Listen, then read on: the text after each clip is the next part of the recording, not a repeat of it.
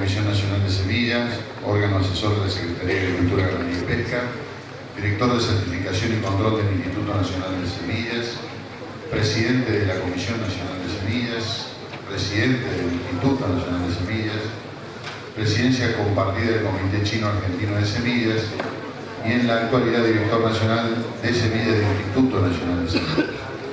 Con ustedes, el ingeniero Rolmo Carlos Picón. Muchas gracias. Muchas gracias a todos ustedes, a la organización por poder compartir este espacio, tener la paciencia de escuchar a pesar de los tiempos, los temas son áridos. Voy a tratar de ser sucinto en la temática porque la intención mía es resumir brevemente la ley actual, la 2247, decir en pocas palabras de qué se trata. Se habla continuamente de su modificación, hay que actualizarla, hay que cambiarla, pero ¿qué dice? ¿Qué es lo que tendríamos que cambiar? No lo voy a decir yo, pero es bueno tener el panorama de qué alcance tiene, a qué apunta y qué beneficios tuvo hasta ahora. La ley de semillas, como recién mencionaban, es del año 1973. Suena a que tiene realmente una cantidad de años importante. Parecería que algún tipo de actualización ameritaría.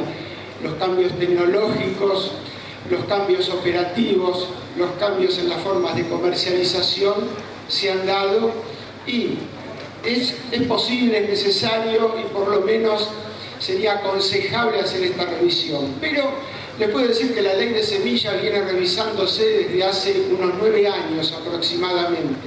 Y acá estamos parados hoy, viendo sobre la reforma de la ley de semillas. Les puedo también decir que la ley de semillas se viene resistiendo ferozmente a ser modificada, o si no ya estaría modificada. Hace 9 años que se está con esto. Les quiero transmitir en primera instancia entonces qué dice brevemente. La ley de semillas arranca con sus objetivos, 3 objetivos primarios que es bueno tener en cuenta, que han sido muy sabios.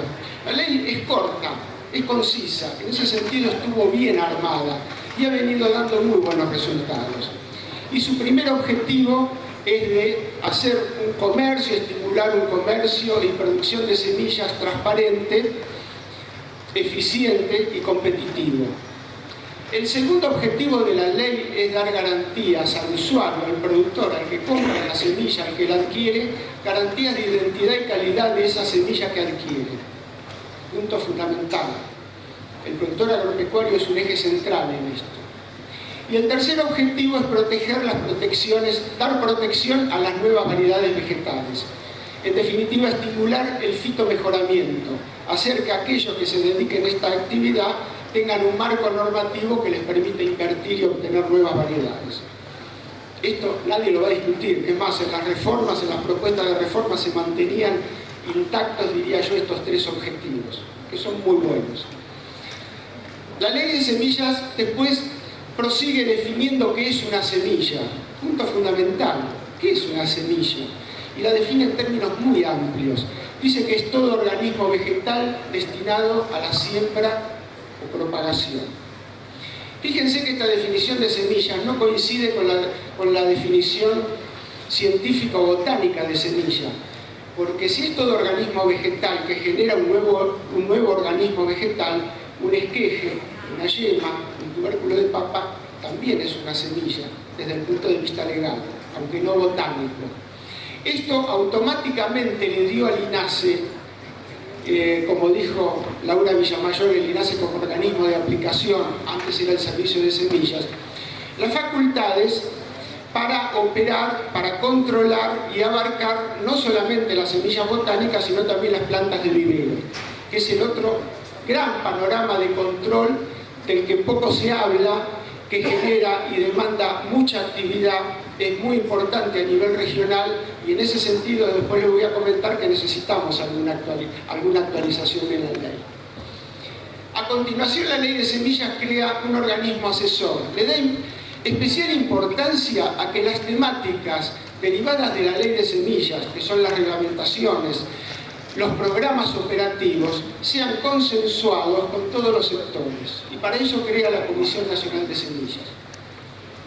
O sea, la Comisión Nacional de Semillas viene funcionando desde el año 75-76 aproximadamente, de forma, yo diría, casi ininterrumpida. Y no ha salido norma, programa, legislación que no haya pasado por la CONACE y haya sido analizada, la cual como órgano asesor no es un órgano directivo, no decide, es asesor, pero sin consenso de la CONACE rara vez se dicta una norma, o por lo menos con una mayoría muy importante. Y ahí están representados el sector oficial y el sector privado. El sector oficial está el propio organismo de aplicación de la ley, el INTA, la ex Junta Nacional de Granos, eso habría que actualizarlo, y otros representantes del propio Ministerio de Agricultura. Y por el sector privado, la producción, el comercio y los usuarios. Las entidades de usuarios están representadas el fitomejoramiento, producción y comercio. Es un ámbito sumamente importante de discusión y al cual también pueden acceder, en realidad, cualquiera que quiera hacer llegar sugerencias a la CONACE para debatir algún tema. Tiene a su vez comités asesores en temas específicos, unos 20 comités, 15 comités asesores para cada temática, porque los especialistas, los miembros de la CONACE no son especialistas en todos los temas.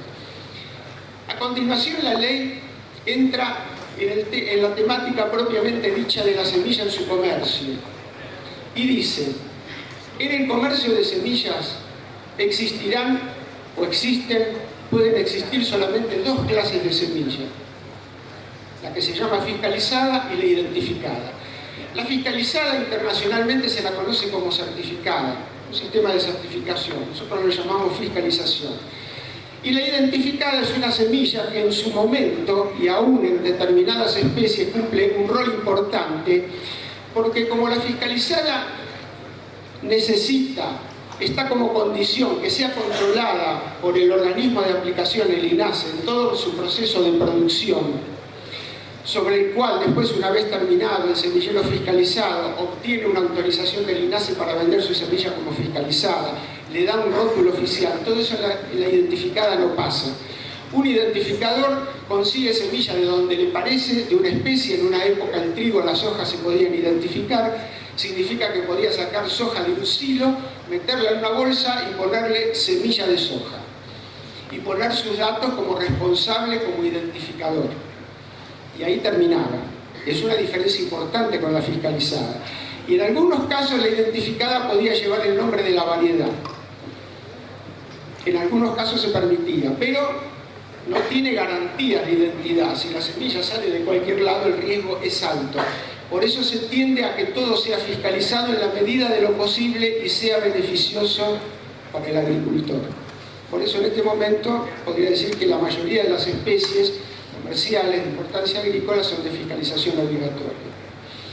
A continuación, la ley crea un registro que es fundamental, que es el registro del comercio, el Registro Nacional del Comercio y Fiscalización de Semillas.